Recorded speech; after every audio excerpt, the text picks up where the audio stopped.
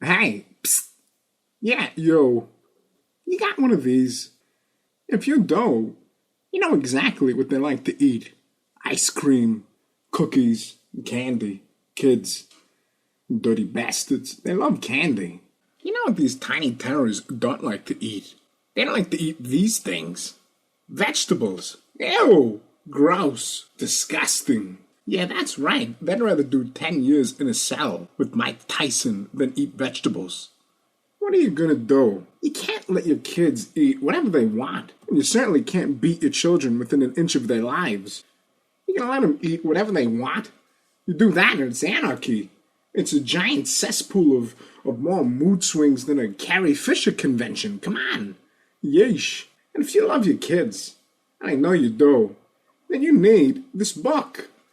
A boy who's a detective solving diabolical crimes against vegetables. The first story here, it deals with asparagus. It's pure genius. By the end of the story, your kids, the little wrecking balls of joy that they are, they're gonna love, and I mean love, asparagus. There's only one problem. The Goombas who wrote this book, they draw like this.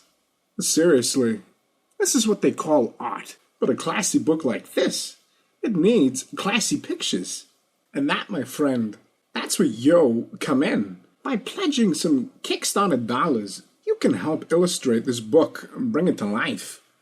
And the more money you give, the better the pictures. And the better the pictures, the more asparagus your kids will eat.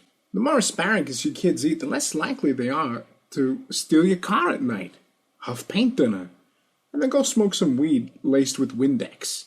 It's a win-win sort of thing for everyone. Oh, you also get some pretty sweet kick-ass kickbacks for your generosity.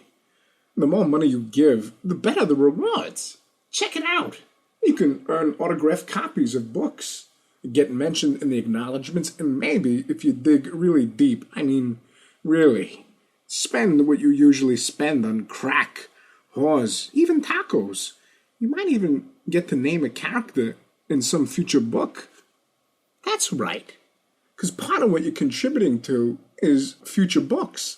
Like B is for Brussels sprouts, C is for carrots, and D is for that last douchebag who mysteriously fell down an open elevator shaft because he didn't want to donate any money to this cause. Yeah, exactly. So be generous, come on. Because there's a whole alphabet out there of vegetables just waiting to be eaten by you and your children. Yeah, I tell you what, you give enough and maybe, just maybe, you get a personal phone call from me to thank you for dusting the cobwebs off your purse strings. You do your part and I'll do mine. You give and you get a call. Don't. And well, maybe me and a few of my friends will pay you a visit at night, after dark, and you're all alone. And then I'm gonna grab one of the first appliances I see in your kitchen. I'm gonna come upstairs to your bedroom and beat you half to death with it. Just think about that. Turn it over in your mind. Ciao, ciao. A is for asparagus. Its authors and assigns do not intimate, infer, implicate, or imply that the voice you just heard was the voice of screen actor and God, Christopher Walken.